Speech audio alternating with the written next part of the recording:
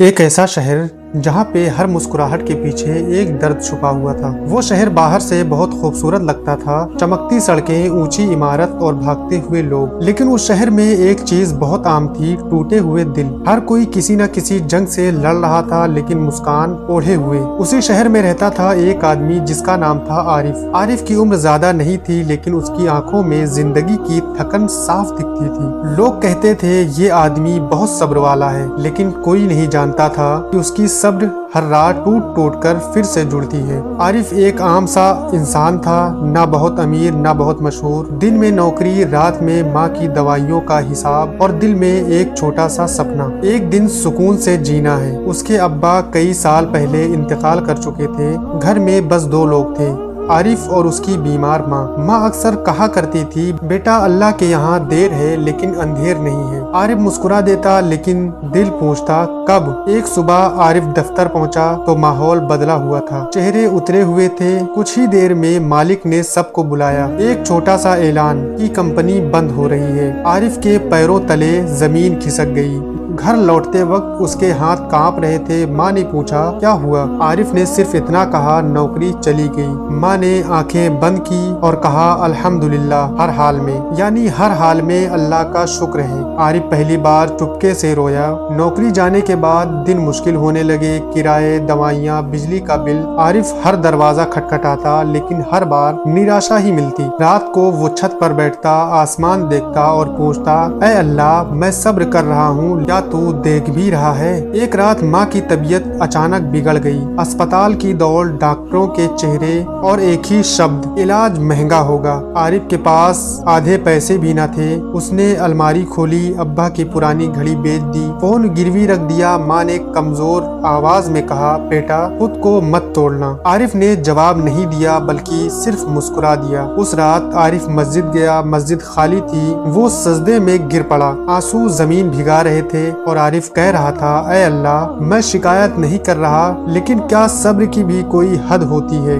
दिल बहुत भारी था। उसी पल मस्जिद के कोने से एक बूढ़ी आवाज आई, सब्र की हद वही खत्म होती है जहाँ भरोसा खत्म हो जाए। आरिफ ने पलट कर देखा, एक बुजुर्ग बैठे हुए थे। बुजुर्ग की आंखों में अजीब सा सुकून था। उन्होंने कहा, बेटा क्या तू जानता है सबसे बड़ी आजमाइश क्या होती है। आरिफ ने कहा, नहीं। बुजुर्ग बोले, जब अल्लाह तेरी जिंदगी को पूरी तरह खामोश कर दे। ये शब्द आरिफ के दिल में उतर गए। बुजुर्ग अचानक उठे और चले गए। आरिफ सोच में पड़ गया। अगले दिन आरिफ को एक फोन आया, पुराने दोस्त का। छोटी सी नौकरी, कम तनख्वाह। आरिफ ने बिना सोचे कबूल कर लिया। माँ खुश हो गई और कहा, देखा, अल्लाह ने तेरा रास्ता खोल दिया। आरिफ मुस्कुराया, लेकिन असली आजमाइश अभी बाकी थी। कुछ महीनों बाद माँ की हालत फिर बिगड़ गई। इस बार डॉक्टर ने सीधा कह दिया, ज्यादा वक्त नहीं है। आरिफ सुनकर बहुत ही हैरान, बहुत ही परेशान हुआ। रात को वो माँ के पास बैठा।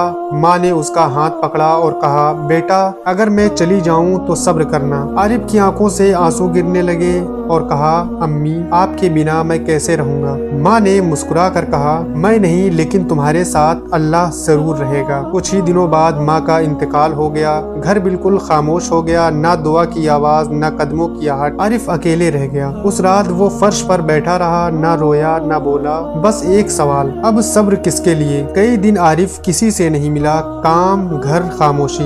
एक दिन वो उसी मस्जिद में गया। वही बुजुर्ग फिर मिले। बुजुर्ग ने पूछा, अब कैसा है सब्र। आरिफ बोला, अब सब्र नहीं, बस कबूल है। बुजुर्ग की आंखें नम हो गई और बुजुर्ग ने कहा, मुबारक हो, अब तू आजमाइश से निकल चुका है। बुजुर्ग ने बताया, तेरी हर रात, तेरा हर आंसू, तेरा हर टूटा सवाल लिखा जा रहा था। अल्लाह तुझे तोड़ नहीं रहा था, तुझे मजबूत कर रहा था। आरिफ का दिल कांप उठा। वक्त गुजरा। आरिफ अब दूसरों का सहारा बन गया। जो टूटे होते वो उसे ढूंढता। वो बस एक बात कहता, सब्र का मतलब दर्द ना होना नहीं, दर्द के साथ अल्लाह पर भरोसा रखना है। एक दिन उसी शहर में एक बड़ा मौका मिला, बेहतर काम, अच्छी जिंदगी। आरिफ ने आसमान की तरफ देखा और कहा, ऐ अल्लाह, अगर ये तेरी रहमत है तो कबूल है। उस दिन उसे महसूस हुआ सब्र रंग ला चुका है। इस कहानी से हमें ये पैगाम मिलता है, हर आजमाइश सजा नहीं होती, हर खामोशी नजरअंदाजी नहीं होती। सब्र का फल देर से मिलता है